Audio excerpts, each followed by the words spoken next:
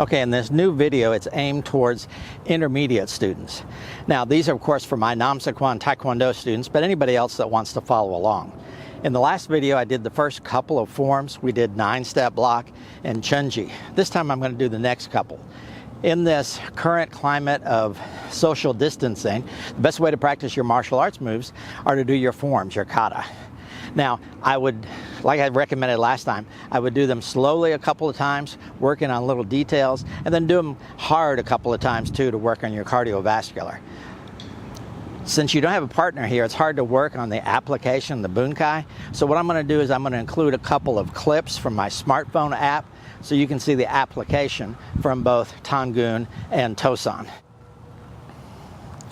Well, let's go ahead and start with Tangun. Here's what I'm going to do. I'm going to cover, look, drop my hips, punch to the head. Another pseudo, punch to the head. Block down, 3 punches. There's a yell there. Now we're going to execute a box block. Let the hips settle at the same time you block. Punch. Down, up, up, up. Notice I'm using my hips. Hips settle.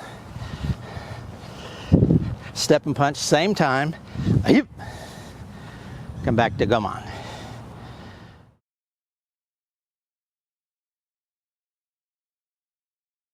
right, now we're on Tangun, which is the next form after chunji. The 2 new moves in that will be a pseudo, a knife hand block. There's also a box block.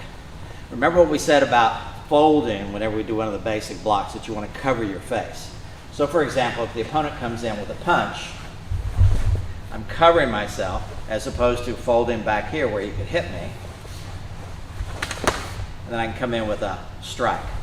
So whenever you fold, whether it's an open hand or a closed hand block, you have to protect yourself. Now the other new technique in a Tangun is the box block. A lot of people are confused. Are you trying to block 2 different techniques? Well, it also is one technique. The person comes in with a punch, and I'm striking simultaneously. So you've got the principle of blocking and striking simultaneously with a box block. Right in here. Tangun. So let's go on with the next form, which is Toesan. Now, over the years as I've done this, sometimes we've learned to fold it like this, sometimes like this, sometimes even like this. And I'm going to show you the way that I'm doing it currently. And again, I'm going to include the application.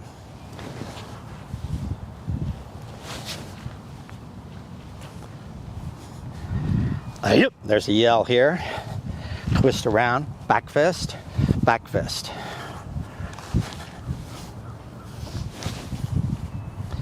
One smooth motion. Make sure you snap your foot back, 2 punches. Smooth motion, snap, punch, punch. Using the hips. Horse stance. Horse stance. And come back. Now. All right, now on the first step of Toesan, where you cross your hands, you're going to come over with a hammer fist punch.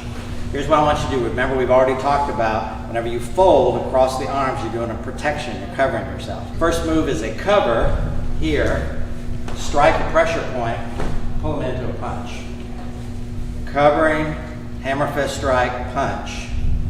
Cover, hammer fist strike, throw them into the punch. That's the first move of Toesan. Now, you're going to be practicing your forms, of course, but I also want you to practice the 1-steps. I'm not going to go over all of the ones we have in our curriculum, but I will mention that you can do them by yourself without a partner. So for example, here's number 5 in our curriculum. The person would step. I'm going to step offline, grab the attacking arm, chop, chop behind the neck, hold on to the back of his shoulder or his neck, as well as holding on to the wrist. Do the knee, which kind of comes in kind of like a roundhouse kick, where it comes in at an angle. Step back. So see, you can go over your 1-steps even though you don't have a partner. So don't forget, stay healthy, stay strong. See you next time.